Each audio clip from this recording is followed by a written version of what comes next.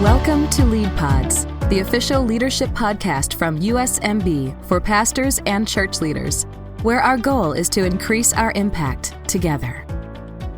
Hello, my friends, and welcome to episode 107 of the USMB Lead Pods. My name is Matt Ersman, and as always, so grateful to have you with us.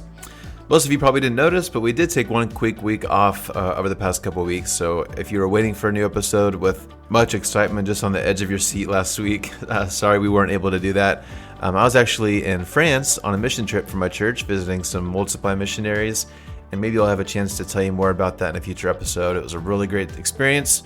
Now I'm back, so thanks for your patience if you were missing an episode last week. Here we are this week. So today we're back with another repeat guest. I know many of you really enjoy hearing from our guest today.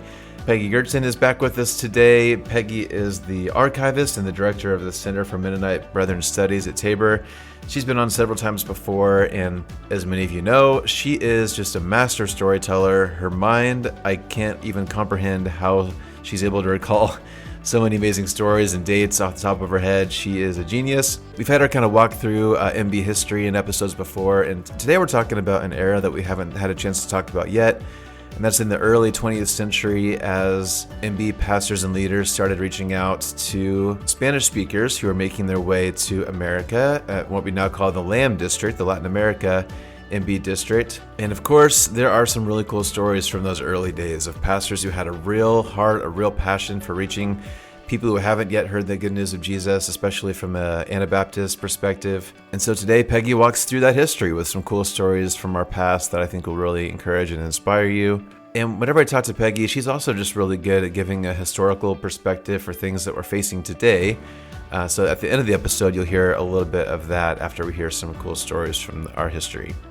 Okay, well, as you might imagine, Peggy has lots of great stories to share, so I won't take up any more of your time now. Let's take a quick break to hear from our sponsor, and then we'll get to Peggy Goertzen. Multiply is the mission agency of the U.S. Mennonite Brethren. At Multiply, we are excited about the story that Peggy is telling about how churches in the Southern District reached out to the Comanche in Oklahoma, and also to Mexican Americans in South Texas. Did you know that there are still 98 unreached people groups, 14.6 million people in the U.S. today, who are waiting to hear the gospel of Jesus for the first time? Contact Multiply at our offices in Fresno or Hillsboro to talk about equipping for outreach and engaging in this local work. Contact info at multiply.net. All right, friends. Well, today we have another repeat guest, one of our favorites. She's been on, my goodness, 3-4 times now, Peggy? I don't know. We just keep bringing you back. So Peggy Goertzen is back. She's the director and the archivist of the Center for Mennonite Brethren Studies and many other things. Peggy has been an MB legend for years. She needs no introduction. The one, the only Peggy Goertzen is back with us today. So Peggy, you've been on a bunch of times. We've covered a lot of ground in MB history, but I know the last time you were on, you were like, oh man, there's a lot of really cool stories from the Texas and the LAM district that we just ran out of time last time. So we're kind of just picking up where we left off, and we'll get there in just a second. But if someone somehow hasn't heard your many other times on the podcast, you want to give a brief introduction, who you are, what does it mean to be the archivist? Quick little bio before we dive too far here. Thank you. I'm a native of Bakersfield, California. I work at Tabor College. I'm the archivist and director of the Center for Mennonite Brethren Studies. I was invited into that position by Wes Prieb, who was the previous director. He kept saying, didn't I want to be in his job? And he finally convinced me that that's what I should be doing. I have love history and I love being Mennonite Brethren. I came into it from a non-Christian background, but I love it. I love what God's done in our faith group, and I love the people, and I love the stories. Yeah. Well, I know just from talking to you in the past, I know you have so much in your head. I don't know how you pull out dates and names and history. You are very good at your job. So we'll dive in here in just a minute. Before we go too far, Peggy, I'm curious. I'm putting you on the spot a little bit. And you mentioned before we started recording that people just ask you questions all the time, and you have to dig up things and pull up random articles and all kinds of things. What have you found anything that's just really, what's the strangest question or strangest thing or a funny story? What's your kind of, you have a go-to funny moment over your years? You just never know what people are going to ask you. Well, they'll want to know how many times a certain kind of word is mentioned. Okay. Or, well, they always ask something about how come you wear a head covering, and what about excommunication, shunning, and what about buggies? People ask all kinds of interesting questions. Yeah. And why did they come on this? Why did they do this? And yeah. Yeah. Well, you're a perfect person to go to all those things. So. Yeah. Okay, well, let's just dive in, Peggy. So, yeah, the history of the MB churches in Texas, the forming of the Lamb District. Where do we start? Yeah, that's a good question. Where do we start?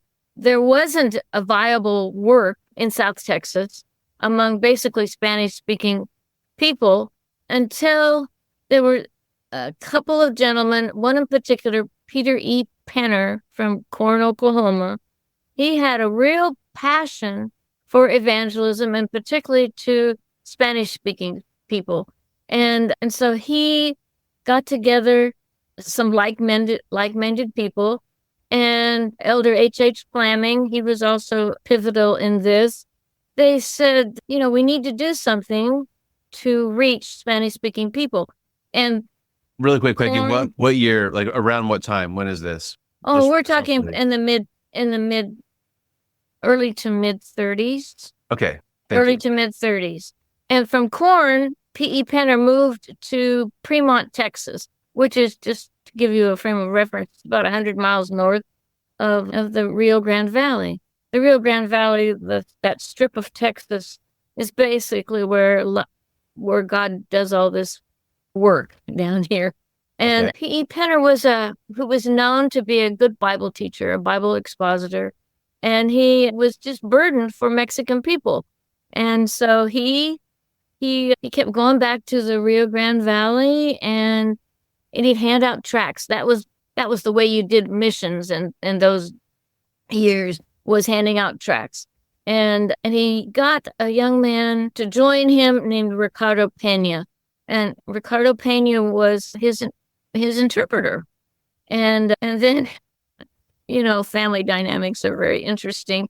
Penner got his sister, who was a Mrs. Henry Andres, got her and her husband to join in this work, and they began distributing free Christian literature and Bibles.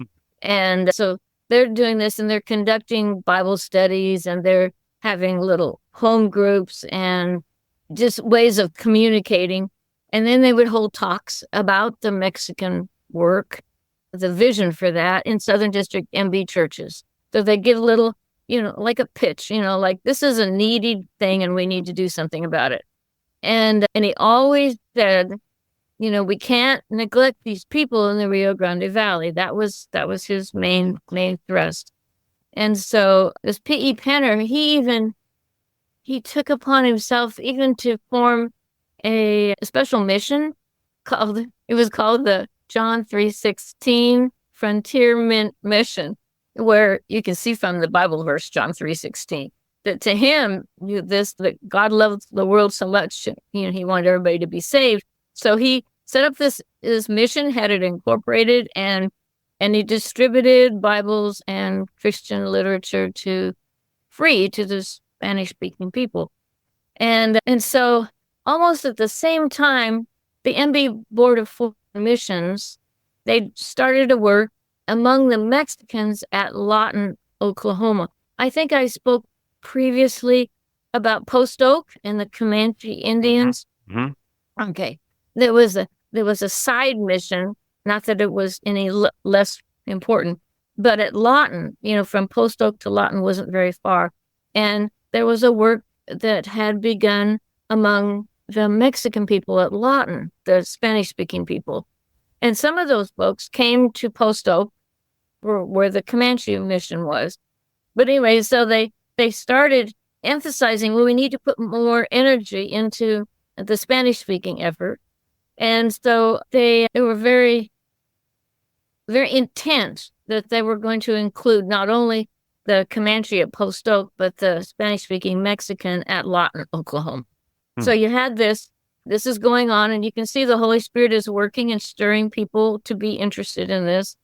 And so So what does God do? He has to raise up somebody to take this on. And the man that he raises up is named Harry Neufeld, and he's from Reedley, California. Okay. And so God starts moving in his heart. Harry was 16 when he was actually saved, and then very soon after that received a call from God that for the Mexican people.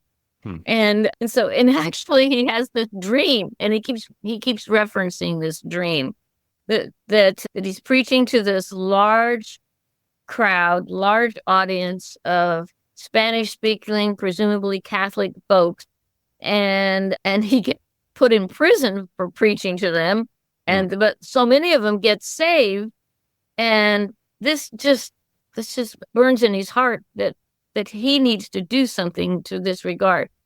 So this dream, and some people might even call it a nightmare. I mean, it keeps coming back to him because he's preaching to these folks. He gets put in prison for it, and people get saved. It's not an easy thing, but it keeps recurring in his heart.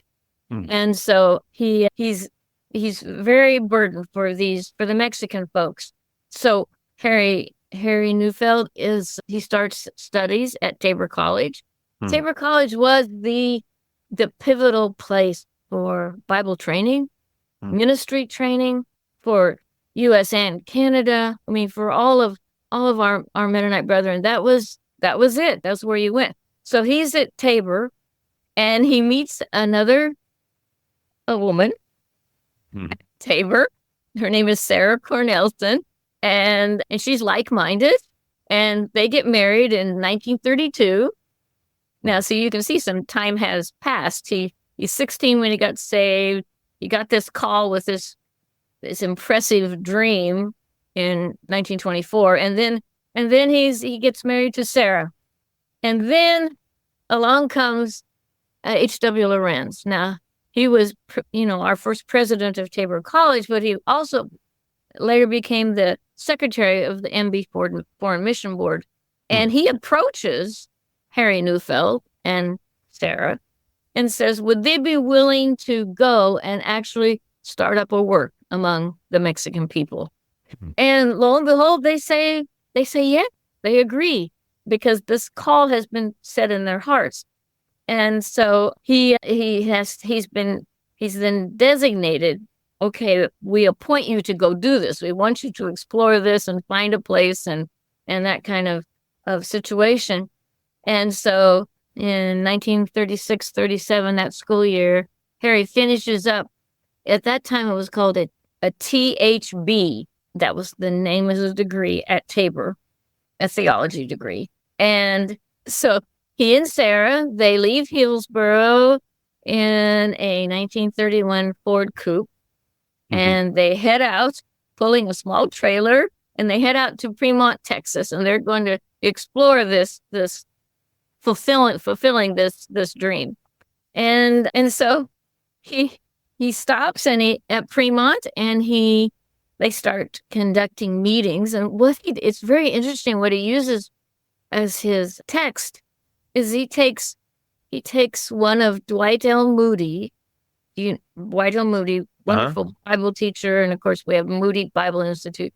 Yep. To take one of his books that had been translated into Spanish, and he reads this to the people at these meetings. The Mennonite Brethren have thought the world of D.L. Moody, in his works. So he uses that as his what to expound upon. And so he does this, and it says after 3 days, the people are just enthralled with the messages in Spanish by D.L. Moody that Harry Neufeld is putting forth. And so at the end of the 3 days, they say they took hold of his hands and Sarah's hands and begged them, pleaded them with them not to leave, come back with more of these gospel messages and embrace them. And so they were warmly received now by the Mexican people that were hearing them.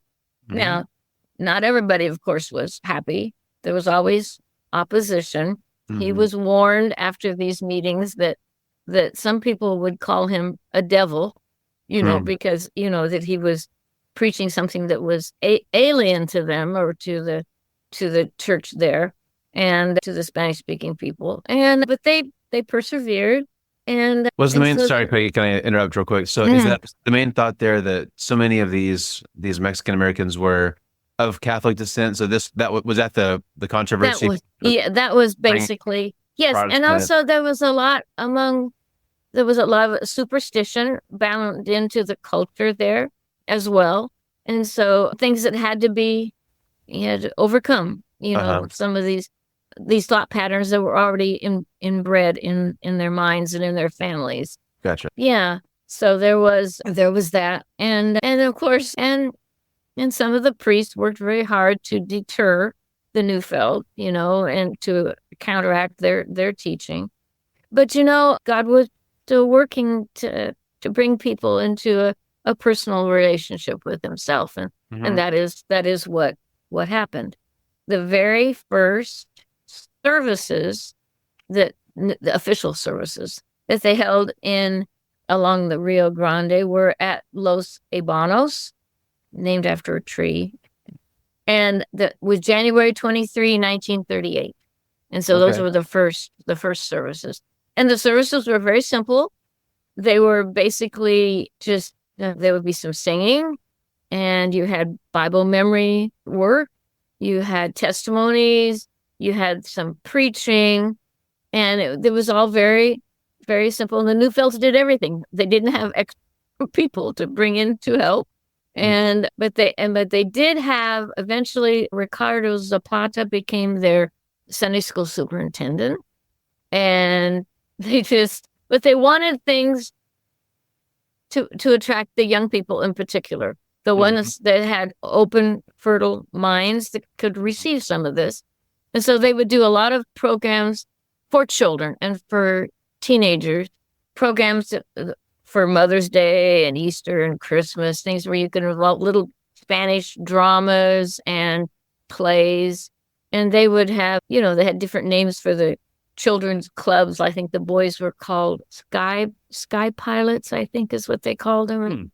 I mean, something like, we have Awana now and we have different things, but they had, they had a Frontier Girls Club and Busy Bees, the little names for the groups to include children, for the teaching of children and teenagers. And it went well. And eventually, so the young people would come, children and young people would come, and there would be some draw for the parents then. The Harry Neufeld and his wife were real believers in the whole concept of revival meetings and having it, the simple format like I described to draw in people. And then another important thing happened during this time was that they had a man named Salvador Rivera. He was from the Lawton, Oklahoma mission, were mentioned. And he and Harry Neufeld, Salvador and Harry Neufeld, they translated the Mennonite Brethren Confession of Faith into Spanish. Oh wow! Okay. So that was huge. Yeah. So you had a framework to work from. Yeah. And so these two men, that was monumental in itself. Yeah. And so they had teaching about the MB Confession of Faith as well as the Bible stories, and so that was a good beginning. Good beginning. And you might ask a couple more historical questions. Yes, sure. I'm not very familiar with, I guess, like Christian history in this regard. So do you know, were there Baptists and Methodists and other Presbyterians around also? Like, was there kind of a common effort among Protestant Christians? There was some. Yes, I would think so. I know at one point there was a daughter church to Los Albanos, and it was Garciasville. And I know that originally they got permission from a Methodist group to use their chapel for their meetings. So there would had to have been some. The ones I've seen references to mostly were Methodist, but there probably were the Baptist as well and Presbyterian, because those were the major influences as far as Christendom was concerned. There. Yeah. You had another question.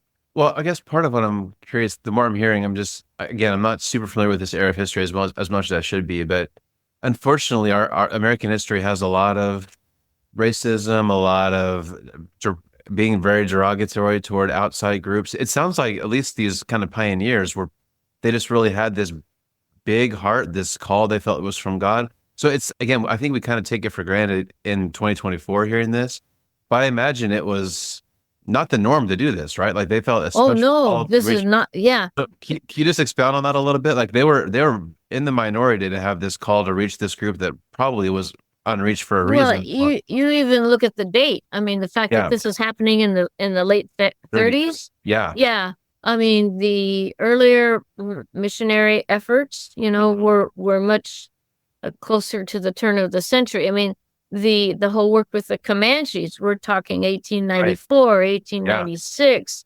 And so it takes a while. And then there were a few of the Spanish speaking people that were drawn into that work with the Comanches. But and that was considered foreign mission work, even though it was on our home soil. That was huge because it was a different people group with a different language. A different culture. Mother tongue. Yes, the whole thing. So yeah, it was, and there was of course resistant because because of the dominant groups weren't particularly happy with what was going on, and so evangelism took on a different character, and starting with young people basically and children was a way of drawing people in and into God's truth and it worked. And it worked. Yeah.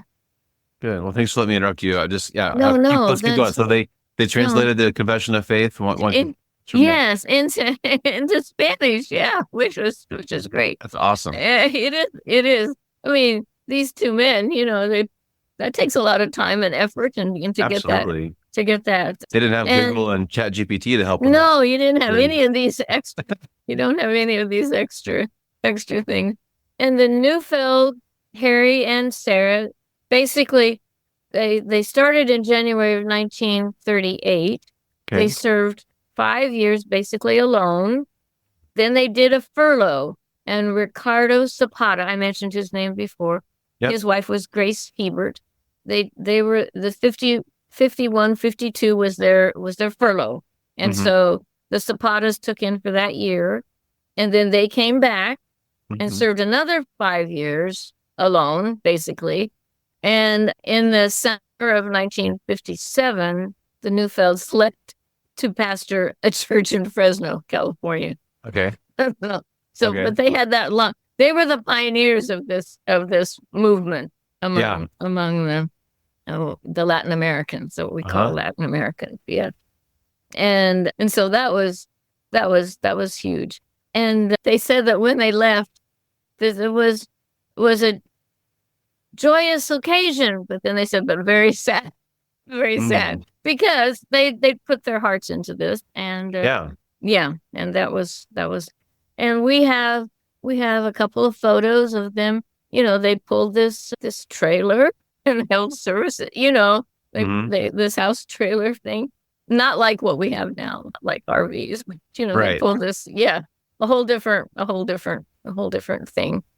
6 months after the Neufelds came and they were doing all this intense work, trying to reach out, having these simple meetings and these Bible studies, and in June 1938, the very first person to be baptized happened, and his name was Arbolado Morales.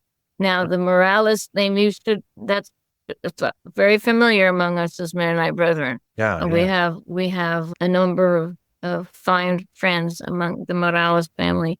So Arbolado Morales was the first one to be baptized, and that caused quite a stir. He came from a bit of a rough background family. Of course, the activities of the day included things like smuggling and illegal trafficking and this kind of stuff. He actually got put into jail in the middle of a fight with a gun. I mean, there's all kinds of stories about the rough life that he came out of. And he was called a bootlegger and opened a saloon, and it was a rough time.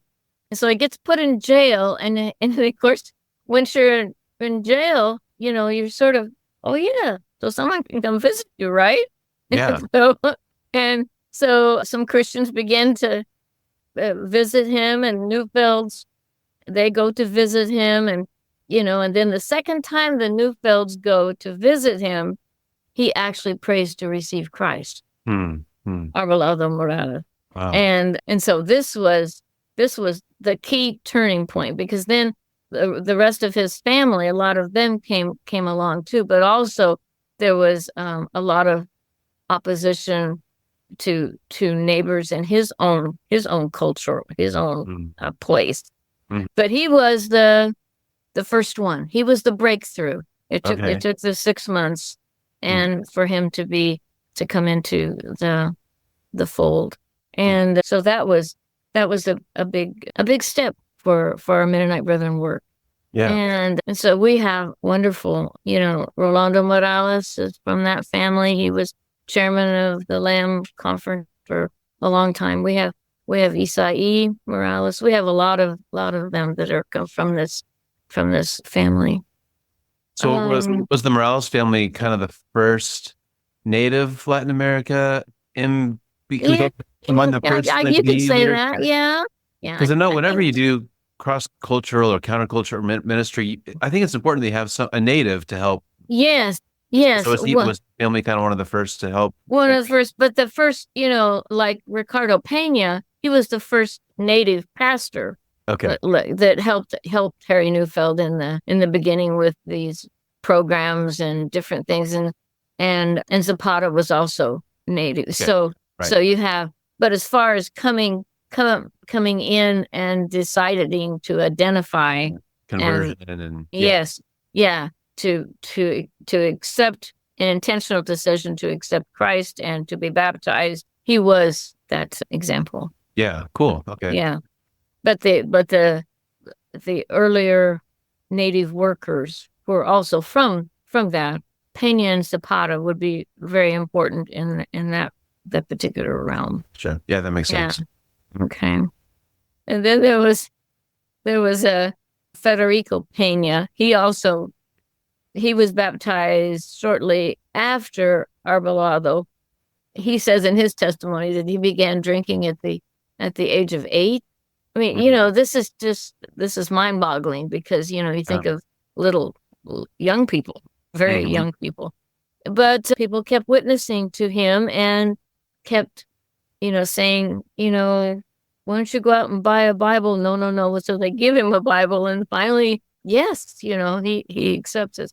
So we have that kind of sharing. So you've got a few baptisms, kind of our first conversion. Yes. It's still kind of late.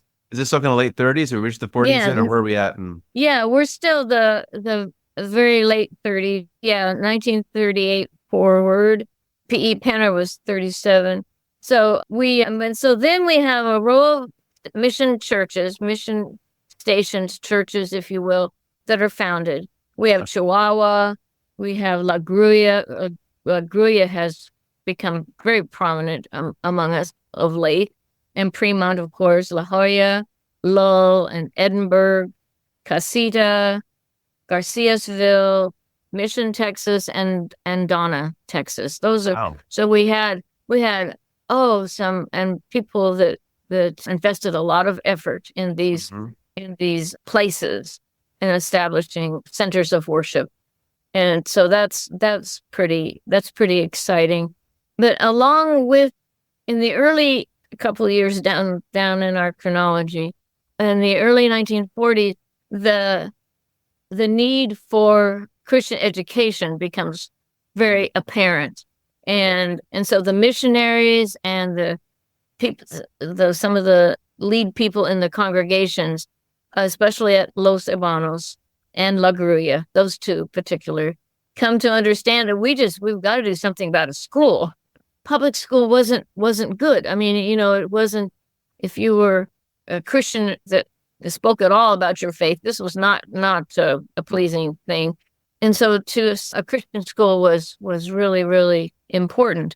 And so they wanted to get this begun.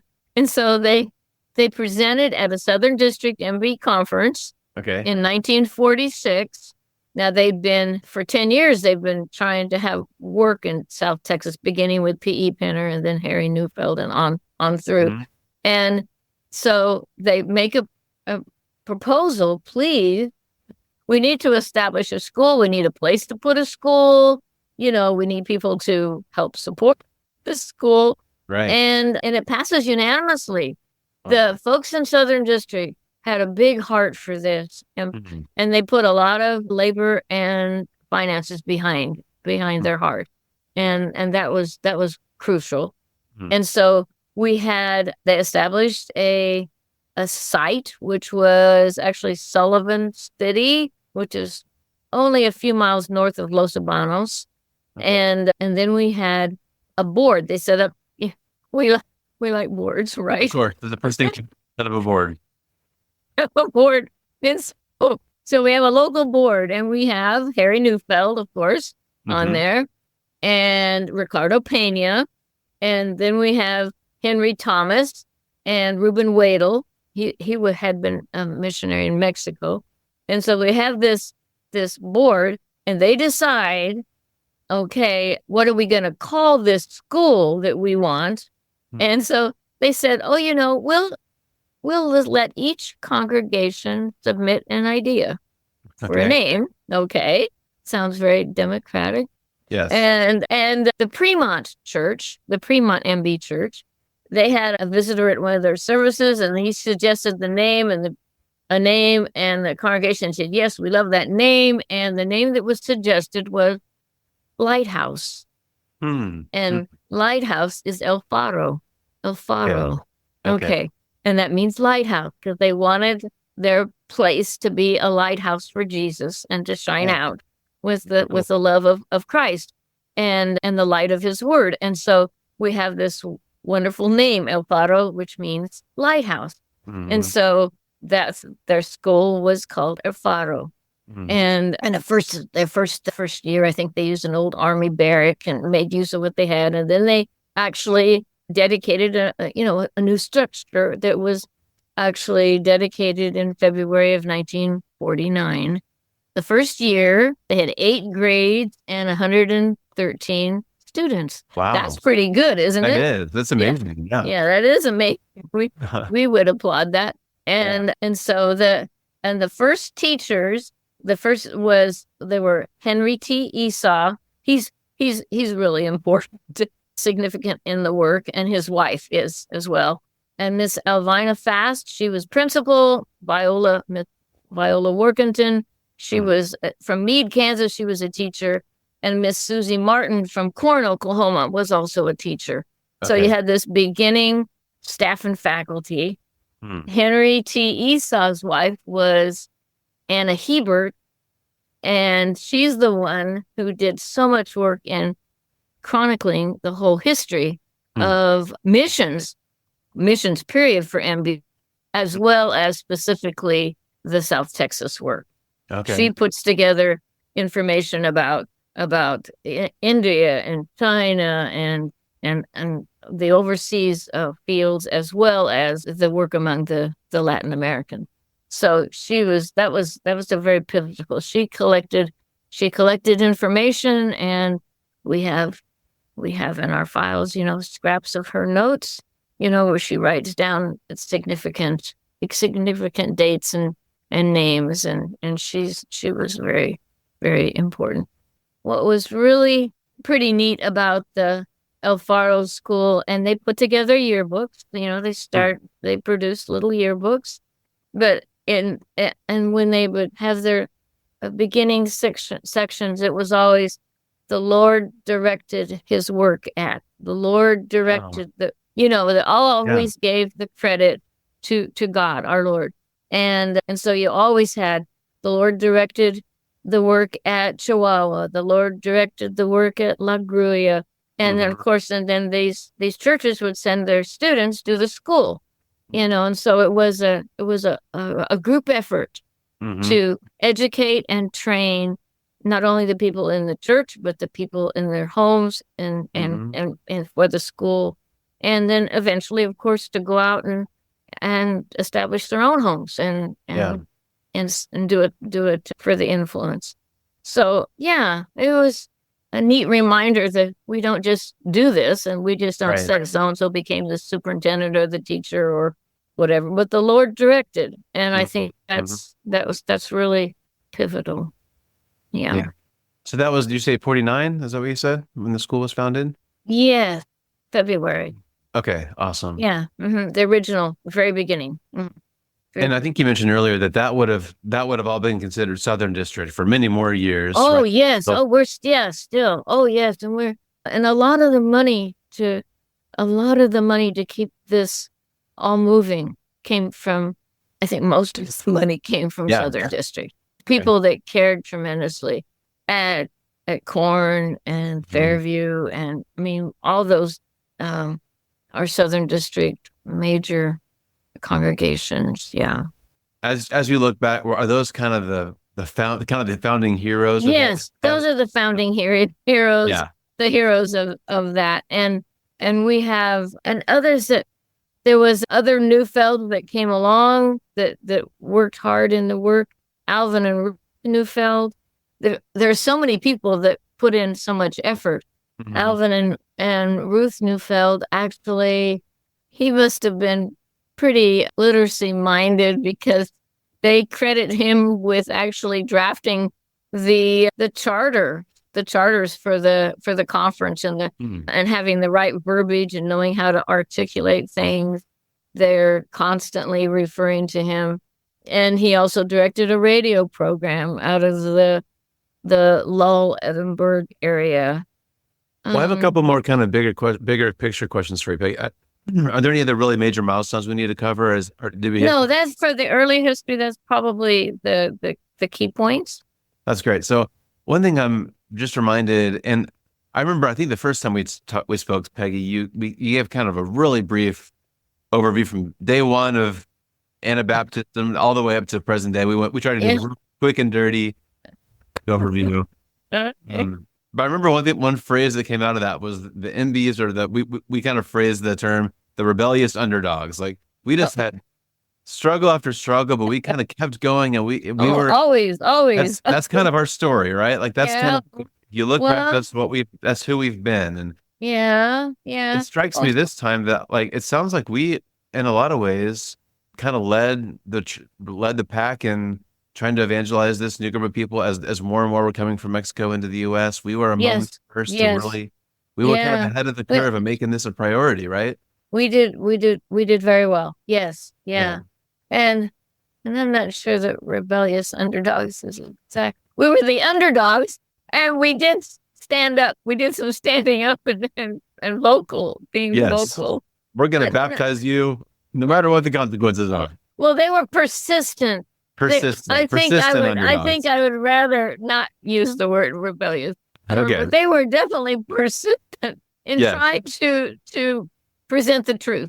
That's how I would say it, because I think that is what, rather than standing by the side and saying, "Oh, just let it be." No, they wanted people to see the truth of the gospel and to do something about it, to make that happen in situations where it wasn't easily available at all. These stories are more examples of that, right? Where we're gonna reach these people. If no one else is doing it, we're gonna leave. Right. And if it takes pulling a house trailer all up and down the Rio Grande Valley, or what, translating our confession of faith into Spanish, taking D.L. Moody's book and preaching out of it, because it's been put into their language. I mean, using whatever tools were available, they worked very hard at doing exactly that, making use of every opportunity.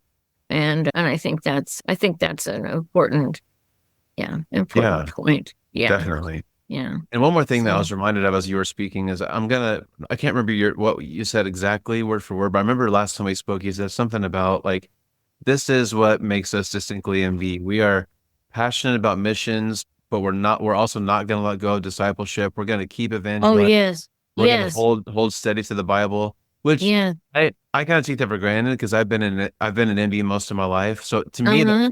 that kind of sounds like what a healthy Protestant Christian should be, but that is also distinctly MB, right? Can you just talk about Yeah. that? Even in this history, we were not going to give up on evangelism. We're not going to give up. Yeah. Can you just talk Yes. about that a little bit? Okay. The concept, well, obviously, conversion, becoming a Christian, accepting God's salvation through Jesus is absolutely core. You have to have that.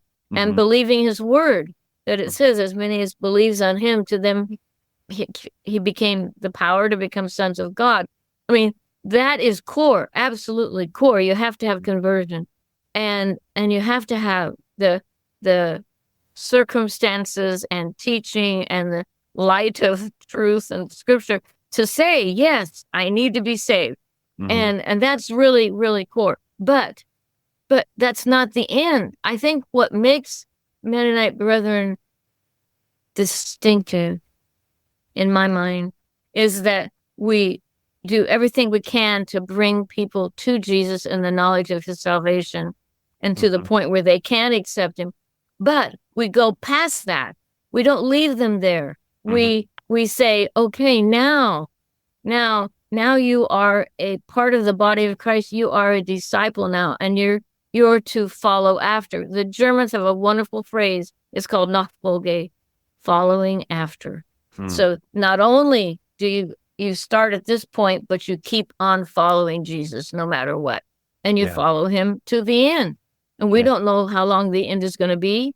None of us get to have that kind of vision, but we keep on following every day and doing what we know to be truth. I mean, Jesus sets forth all kinds of precepts of how a Christian shall live and how we shall be a witness and not hide our light under a bushel and all of this. We keep on following and make decisions based on what we know to be true from God's word. And I think that's what, to keep on acting on it, not just to sit back and say, okay, I'm saved and it doesn't matter what else I do now.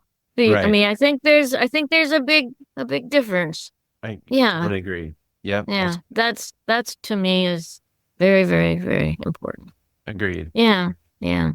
Well, I've got one more So- kind of big picture question for you, Peggy. We can maybe start to wrap up after that. But again, you can correct me if I'm wrong, but it sounds like this is maybe the first time, at least in U.S. MB history, where we're really bringing in a new culture and kind of becoming one. Like we're incorporating a new ethnic group into our identity, and we're welcoming people outside of the kind of historical MBs, and we're bringing them in with us. And Yeah. Yeah.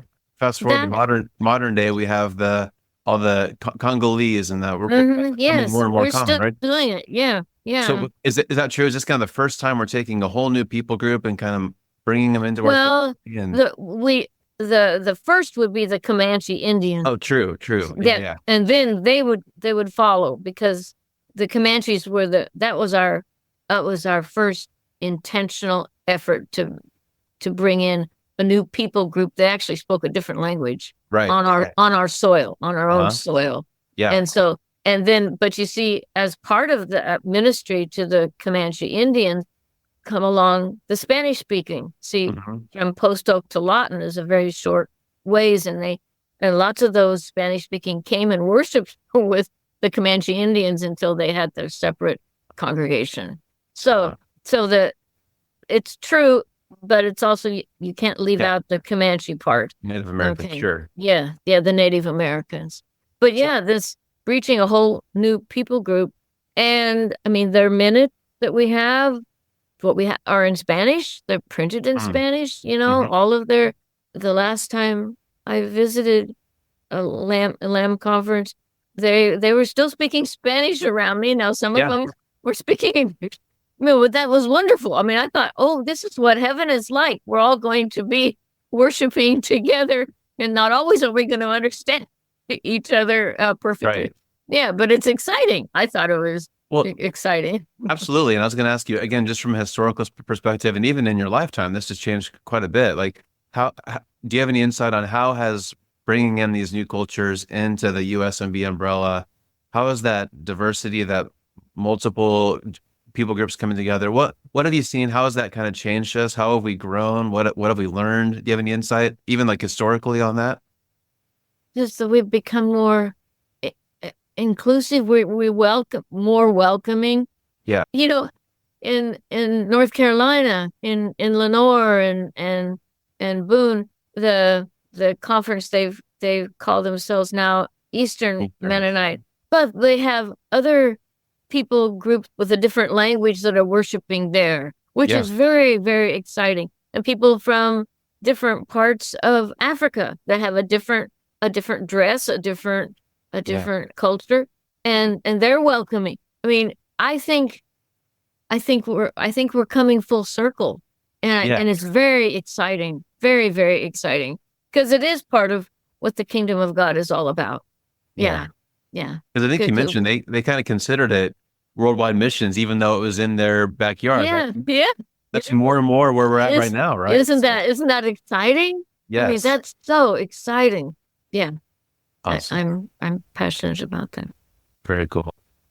Yeah. Our time always goes. We probably should start wrapping up here just for time's sake, but you're always just so great. Thank you for sharing with us. Again, you're a wealth of information. I'm going to go ahead and tell you now, start thinking of what's the next story? What's the next section we haven't covered yet? We'll have to do another one of you. Well, we need to talk about city missions sometime. Did we do that before? No. So maybe that's next. Our first city mission, we left the farm and we actually had intentional ministries in the big urban cities. We have a couple of those that would be good to talk about. Okay. Coming sometime. Soon, pods near you. We'll have a city episode. Okay. Well, Peggy, as always, I'm just so grateful for you. Thank you for your ministry and for the passion behind your work. It's just so evident every time I speak to you. So thank you for sharing. Thank you. It's a privilege. Leadership Fuel is a new USMB resource to equip leaders like you for developing new leaders for the future. We want this to be a robust site where you can discover and share recommended books, articles, videos, and podcasts pertaining to leadership development. Check it out or submit a resource at leadershipfuel.org. Well, Peggy, once again, thank you so much for sharing those stories with us. And I think I've said before that in general, I'm not really a huge history buff, but it is just really cool and inspiring and encouraging to hear those stories from our past. And I think we often hear stories about some of these heroes from history and they don't really become real. It's hard for us to really imagine or realize how much of a trailblazer some of these people were, how bold and heroic they were to do things that hadn't been done before, how risky some of these things were. And I love Peggy's reminder there at the end of just how important it is for us as a church family just to be continued to open up our arms to new people, to new cultures. That's probably more important now than it ever has been. So I just leave conversations like this really encouraged. So Peggy, thanks again for sharing with us and for all your hard work over there as the archivist. It's great work, and I'm grateful for all that you do. And I'm grateful for you too, listeners. Thanks so much for being here. And I hope that I'll see a bunch of you here in just a few short days at the convention in Omaha. So I'm really looking forward to that. I hope a bunch of you will be there. So I hope to see you there. And then, of course, we'll be back with a new episode here in a couple weeks. So hope you're having a great summer. Have a great week ahead. And we'll see you soon back here on Lead Pods. Thanks for listening to Lead Pods. Make sure you don't miss an episode by subscribing to our show wherever you're listening today. Learn more by visiting usmb.org. And be sure to follow us on Facebook, Instagram, and Twitter. We'll see you next time as we learn more practical tools to increase our impact together.